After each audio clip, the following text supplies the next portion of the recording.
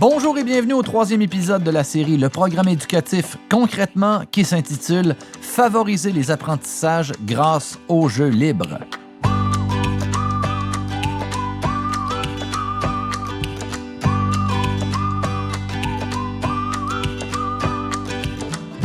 Ce balado est produit par le CPE Jolicoeur, donc le 3e d'une série de 5. En avez-vous écouté d'autres? Oui, non, peut-être, en tout cas, bienvenue.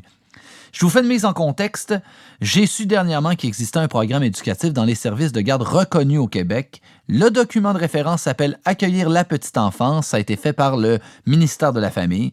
Je suis allé zioter. Mon constat, on est loin du gardiennage. On prépare nos enfants pour l'école et pour la vie. Et ça, dès qu'ils mettent le gros orteil dans un service de garde reconnu. Mais j'ai aussi constaté, en lisant le programme, que c'était important d'en parler pour le vulgariser, disons, le démystifier. Le sujet est tellement intéressant que le CPE Jolicoeur a décidé d'innover et d'en faire des balados sur le sujet. Sont vraiment hâte la gang du CPE Jolicoeur. Mais donc, avant de me lancer, qu'on se lance, je me présente Marc Auger-Gosselin, heureux papa de 2 petits-enfants, Agathe, 6 ans, et Marius, surnommé Monsieur Terreur, 2 ans. Là, sachez-le, je veux pas froisser personne. Des fois, je vais dire éducatrice, à un moment donné, m'a dire intervenante en petite enfance. Des fois, je vais dire responsable en milieu familial, alouette. Regardez, là. Ce balado s'adresse à vous toutes et à vous tous, car il y a aussi des éducateurs. Bref, on s'en fâche pas avec ça, OK? Commençons. Je suis avec Maya Paradis, responsable en service de garde éducatif en milieu familial. Bonjour. Allô? Je suis aussi avec Nancy Ross, responsable aussi en service de garde éducatif en milieu familial. Bonjour. Bonjour. Et finalement, je suis avec Caroline Tremblay, formatrice et enseignante dans le domaine dans un cégep de Québec. Bonjour. Bonjour, bonjour. Alors commençons. Aujourd'hui, mesdames, on parle des apprentissages grâce aux jeux libres. Première question, comme ça, brûle pour point. Comment on organise les lieux et le matériel? Ça a l'air simple, je suis sûr que ça ne l'est pas. Bien, moi, je te dirais, dans mon milieu, ce que je fais avant tout pour pouvoir organiser mon aménagement, c'est de faire de l'observation puis de bien connaître le développement de mes enfants. En observant mes enfants, je regarde leur intérêt, je regarde ce qu'ils ont besoin et je vais un petit peu comme ça dans mon milieu. C'est un milieu qui est pas statique, qui évolue et qui grandit avec les enfants. On peut aussi, on va faire du pouce avec ce que Nancy vient de nous dire, mais organiser les lieux, en fait, là, c'est d'avoir du matériel qui va devenir polyvalent. Par exemple, j'ai un enfant qui joue avec les dinosaures, mais s'il veut l'apporter avec lui dans le coin bloc ou jouer avec les blocs et les dinosaures, je vais lui permettre de le faire. C'est avoir du matériel en quantité suffisante, pas du matériel partout où là, on a de la difficulté à s'y retrouver. Mais par exemple, au lieu d'avoir un seul dinosaure, je vais en avoir 3 ou 4 dinosaures différents. C'est aussi de faire en sorte d'avoir du matériel qui est adapté à l'âge de tous les enfants qui vont être dans mon milieu. Je dirais aussi la façon que c'est placé, que ça soit à portée de tous les enfants. Moi, chez moi, les enfants ils ont accès à tout. Les petits peuvent jouer. Le matériel qui est trop petit, les petites pièces pour les plus jeunes, il est à vue. Les plus grands peuvent le voir, le demander s'ils en ont envie, mais les plus petits peuvent pas l'atteindre. Fait que tout le monde peut choisir son jeu, tout le monde sait ce qui est disponible. Ils peuvent faire leur choix eux-mêmes aussi, au lieu de diriger toutes leurs activités et leurs jeux libres. Puis est-ce que là-dedans, il y a une notion de partage aussi, de jouets? Il n'y aura pas des dinosaures pour tout le monde. Il y en a 4, vous êtes 6, faut partager, les amis. Oui, il y a de ça, c'est sûr. On apprend le partage dans le milieu de garde, mais ça ne veut pas dire que je vais avoir 6 enfants qui vont avoir envie de jouer avec les dinosaures en même temps. Et comme il est polyvalent, comme je peux le mettre avec d'autres jeux, d'autres types de jeux, à ce moment-là, les enfants, chacun trouve son plaisir dans ce jeu-là. Il y a le partage, je le prends plus, je le prends. OK, moi, je vais construire la maison du dinosaure, par exemple. Souvent, les gens pensent qu'il y a beaucoup de chicanes, mais il n'y en a pas tant. C'est que les enfants, ils finissent par se trouver une façon de jouer, de collaborer entre eux. Puis on le sait, je prends un exemple encore une fois pour ceux qui nous ont écoutés auparavant, je parlais de Marius, alias Monsieur Terreur. Monsieur Terreur, lui, joue avec de quoi pendant 1 minute et ensuite il le jette par terre et s'en va se diriger vers d'autres choses. Ça doit forcément être toujours ça. Ça doit pas... Ils jouent pas avec quelque chose pendant 1 heure de temps, on s'entend. Là. Non, les enfants, habituellement, là, ils vont jouer quelques minutes avec un jeu et quand ils en ont fait le tour, ou pas tout à fait le tour, des fois, comme adulte, on a l'impression qu'ils pourraient jouer encore plus longtemps avec. Mais pour lui, il a fait ce qu'il avait à voir, il a terminé, il va vers autre chose. À l'âge, plus l'enfant est petit, bien, plus l'intérêt vers plein de jeux est présent. Puis la concentration n'est pas la même non plus avec un enfant plus jeune qu'un enfant plus vieux. On le sait, les enfants apprennent par le jeu, mais j'ai remarqué aussi que dans le programme éducatif, on parle de favoriser les expériences initiées par l'enfant. Qu'est-ce que ça veut dire, ça, concrètement? Quand on parle, entre autres, là, d'expériences initiées par l'enfant, c'est quand l'intervenante, par ses observations, constate qu'il y a des intérêts momentané ou présentement dans son groupe en lien avec un intérêt avec un jeu particulier ou avec une expérience que l'enfant a vécue et que là, elle se base sur cette expérience-là pour pouvoir permettre à l'enfant de l'exploiter. Par exemple, si j'ai un enfant qui arrive dans mon groupe et qui me dit « Hier, mon chien était malade, on est allé chez le vétérinaire ». Et là, moi, comme intervenante en la petite enfance, je vais saisir ce moment-là pour permettre à l'enfant d'exploiter ce qu'il vient de vivre. Il m'en a parlé, donc ça se peut que ça le tracasse un peu. Je vais pouvoir faire en sorte qu'il va jouer au vétérinaire. Il va soigner un toutou, je vais pouvoir lui raconter une histoire de vétérinaire. On va pouvoir aussi essayer d'apprendre qu'est-ce que ça veut dire quand on va chez le vétérinaire. Des fois, on va même faire des parallèles avec notre propre rendez-vous chez le médecin, par exemple. Puis à ce moment-là, là, c'est une expérience que l'enfant m'a amené lui. Et moi, j'ai décidé de le saisir. Donc, je suis pas restée dans l'idée que j'avais de l'activité que je ferais dans ma journée aujourd'hui, mais je suis allée chercher ce que l'enfant m'a dit. Puis la même journée, un autre enfant pourrait m'arriver, puis lui me dire, ben on a vu un gros insecte ce matin, j'avais peur qu'il me pique. Donc, pour cet enfant-là, je vais saisir ça aussi. On va plus se mettre à parler des insectes, les sortir si j'en ai à la maison, parler avec des livres, montrer des images, démystifier tout ça quand on va dehors. Donc ça, c'est vraiment des expériences que l'enfant m'amène et que moi, j'embarque dans son histoire. Dans un autre ordre d'idée d'expérience initiée par les enfants, je peux donner un exemple. Admettons, moi, dans mon service de garde, un enfant va faire un casse-tête. Il est en train de faire le casse-tête, il est à la table, il voit les formes et il me dit « Ah, j'aimerais ça faire du dessin. » Il va chercher une feuille, il va chercher un crayon, il met le casse-tête sur la feuille, il se met à faire le contour, puis il se met à faire ses propres casse-têtes à lui. Mais c'est comme lui qui a initié, à partir de là, qu'il a voulu un peu sortir de son jeu. Et le casse-tête est devenu une expérience autre chose pour lui. C'est sorti un petit peu de sa tête à lui et il a créé une nouvelle chose, un nouveau jeu, avec un jeu qui était plus... Il n'est pas resté dans le moule du casse-tête. Là. Oui, c'est ça. Il a utilisé son imagination et je lui ai permis de faire son expérience, de sortir un peu du cadre, là, de créer son jeu à lui. Mais moi, là, bon, personnellement, là, hein, rappelons-le, je suis papa de 2 enfants et je suis plus le genre de papa qui va jouer avec les bonhommes, là, qui va inventer des histoires. Là. Tu sais, mettons, on va chasser le sorcier Rumbaya. C'est souvent notre activité, Rumbaya. Ma blonde, elle, c'est clairement plus je dors sur le divan à côté pendant qu'il joue. Non, c'est pas vrai, c'est des blagues. Non, mais ma blonde, mettons, est plus bricolage, des jeux, mettons, tranquilles.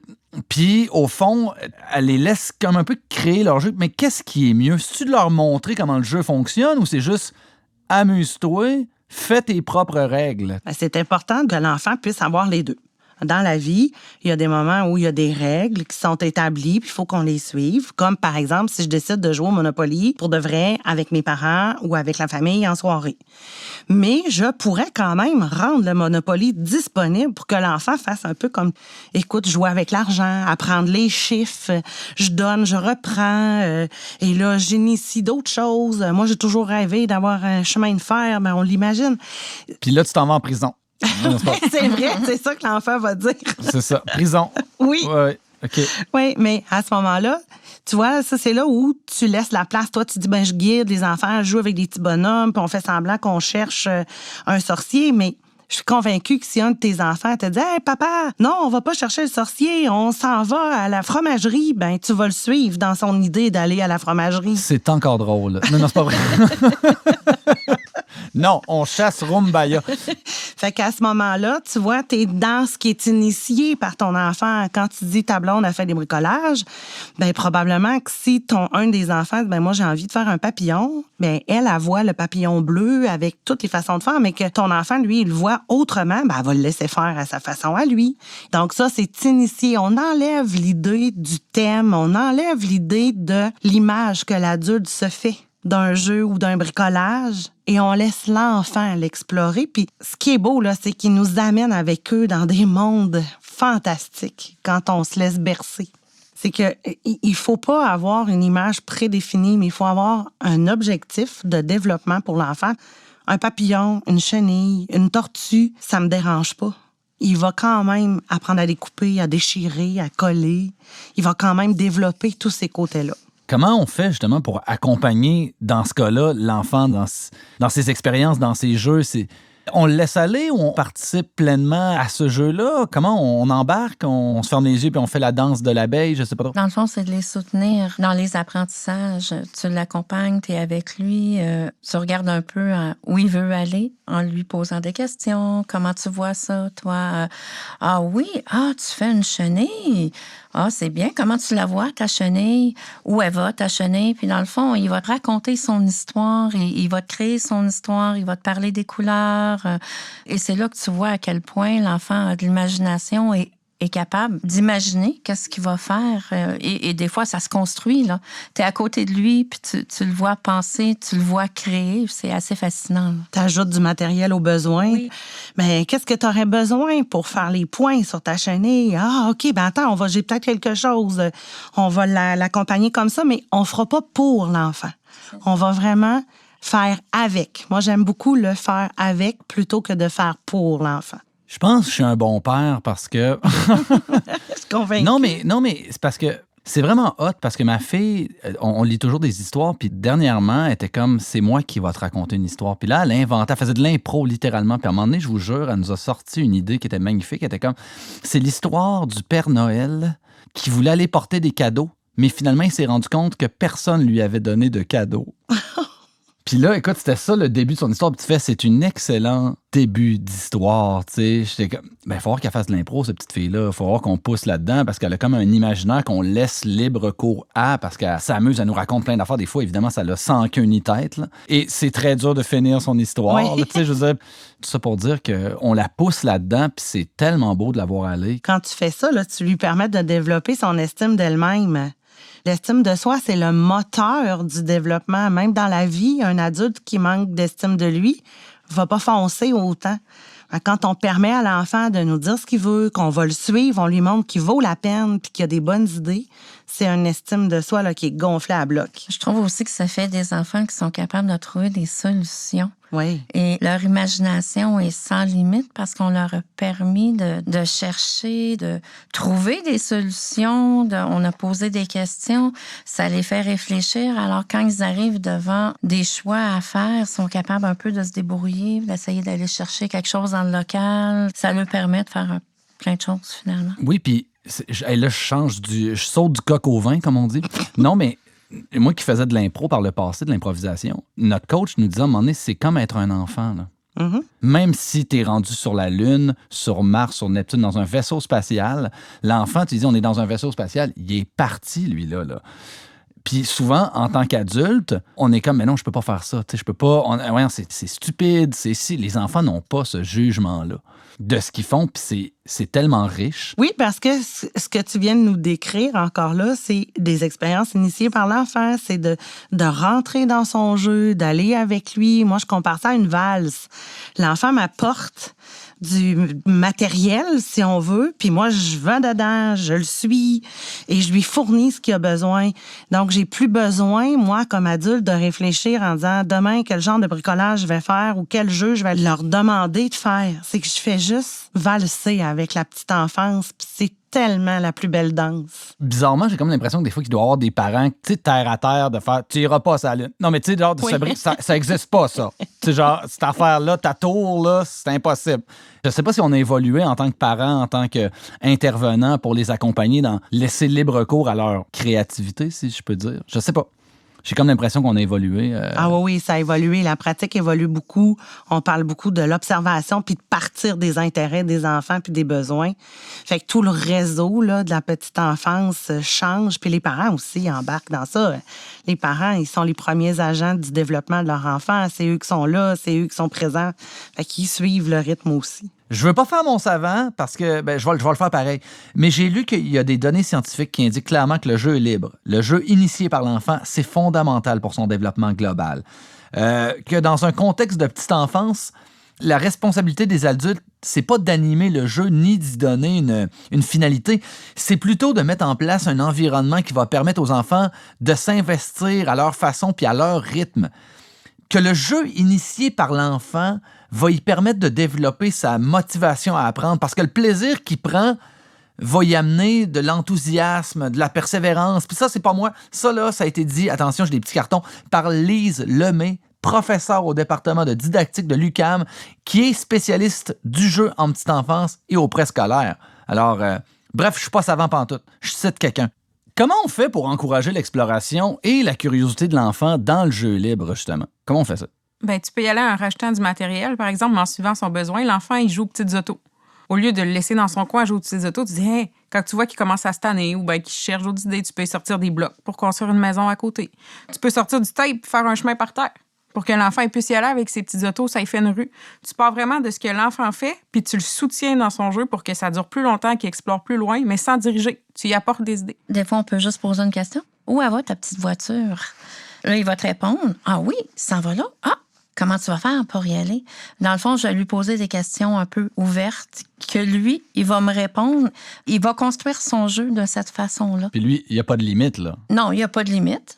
Pourquoi il y en aurait? C'est ça. S'il veut aller en Australie, il va y aller. Là. Il n'y a pas un océan qui le sépare. Oui, puis l'Australie, ça peut être à l'autre bout du local, dans le coin bloc. Il va aller chercher des blocs, il va se construire un chemin pour aller en Australie. Puis sur son chemin, il va rencontrer un kangourou qui va appeler Nancy. Tiens, on ne sait jamais, mais c'est ça le jeu d'un enfant.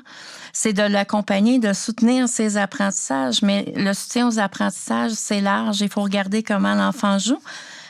Faut regarder qu'est-ce qu'il y a à disponibilité. Puis dans le fond, c'est lui qui va construire son jeu.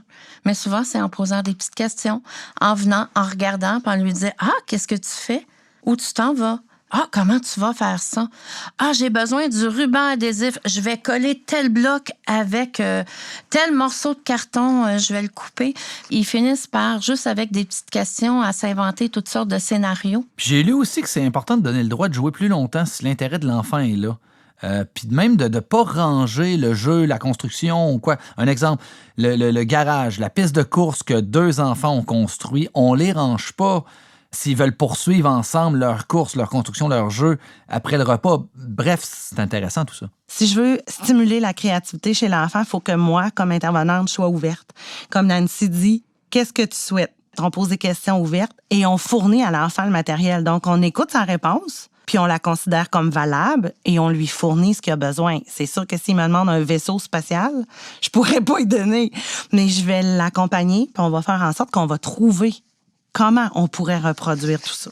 Pogne un rouleau de papier de toilette, là, lève-là ton vaisseau spatial. Voilà. Mais tu sais, on peut lui demander aussi qu'est-ce que tu vois dans le local qui pourrait te servir. Mm-hmm. L'enfant connaît qu'est-ce qu'il y a dans le local. Ça revient, on parlait tantôt d'aménagement. Même s'il y a des jeux qui sont cachés des fois dans des armoires disponibles, l'enfant peut aller chercher un jouet puis dire, regarde-moi telle boîte. Ça, c'est la maison. Ça, c'est la caserne de pompiers. Il va aller chercher un chapeau, il va se mettre un chapeau, il va se mettre à développer son jeu, mais juste avec des petites questions, parce que des fois, on est en observateur, des fois, on va être à côté d'eux, on va jouer près d'eux. On n'est pas toujours en lien avec eux. Tu peux avoir une oreille, tu peux regarder. Tu peux juste venir t'approcher, poser une petite question. Tu le vois chercher, il repart dans son jeu, il est reparti, il est créatif. Il y a un autre ami qui va se joindre à lui, il va apporter une autre idée, mais ça fait partie du soutien qu'on offre aux enfants. La petite étincelle, la petite présence, la petite chaleur, c'est un petit peu ça qui vient nourrir le jeu d'un enfant. Mais on dit promouvoir les expériences initiées par les enfants. Bon, qu'est-ce que ça mange en hiver? Non, mais je veux dire, qu'est-ce que ça veut dire concrètement, cette affaire-là? C'est un grand mot, hein? En fait, quand on dit promouvoir les expériences initiées par les enfants, c'est entre autres quand l'intervenante en petite enfance prend une photo, parle du développement de l'enfant en lien avec ce qu'il vient de faire.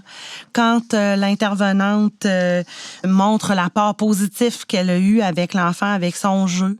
C'est ça, quand on fait la promotion des expériences initiées par les enfants, c'est qu'on en parle, on l'explique et on le démontre. À chaque fois qu'on parle de ce que l'enfant est en train de développer dans son jeu, on fait de la promotion des apprentissages initiés par les enfants. Donc, en conclusion, ce que je retiens, mesdames, c'est ouverture, papier de toilette, vaisseau spatial. Non, ce que je retiens, c'est que pour les intervenantes en petite enfance, il faut, si on veut stimuler le développement des tout-petits, il faut faire moins, il faut même peu à la place de l'enfant pour que les enfants, eux autres, en fassent plus. Mais aussi, j'ai compris que être à l'écoute puis observer l'enfant, c'est pas rien faire. Au contraire, plus l'intervenante écoute, observe l'enfant, plus elle peut y fournir ce dont l'enfant a besoin pour qu'il évolue dans son jeu. Donc, l'aménagement a son importance. Il faut du matériel adapté à l'âge des enfants, disponible pour qu'ils soient autonomes dans leur choix, évidemment en quantité suffisante, mais pas trop. J'ai retenu aussi qu'il faut être ouvert à changer nos façons de faire parce que, je sais pas vous, mais moi, c'était pas trop comme ça que ça se passait dans mon temps. On était plus dans les activités dirigées, même des fois, je dirais, la scolarisation précoce. Aussi, j'ai découvert que le jeu libre favorise chez l'enfant le développement de l'estime de soi. C'est une capacité à réfléchir, à trouver des solutions. Ça va leur servir toute leur vie. Donc, merci à vous trois. J'ai beaucoup appris, vraiment. Je suis certain que nos auditeurs, auditrices aussi. En passant, si vous êtes une responsable de service de garde éducatif à la petite enfance, RSGE pour les intimes, n'oubliez pas que votre bureau coordonnateur est là pour vous aider à mieux comprendre puis à mettre en application tout ça. Pas de gêne. Comme d'habitude, moi, vous le savez, je les appellerai à tous les 2 secondes. Merci, mesdames. Merci à tous. Merci. Merci.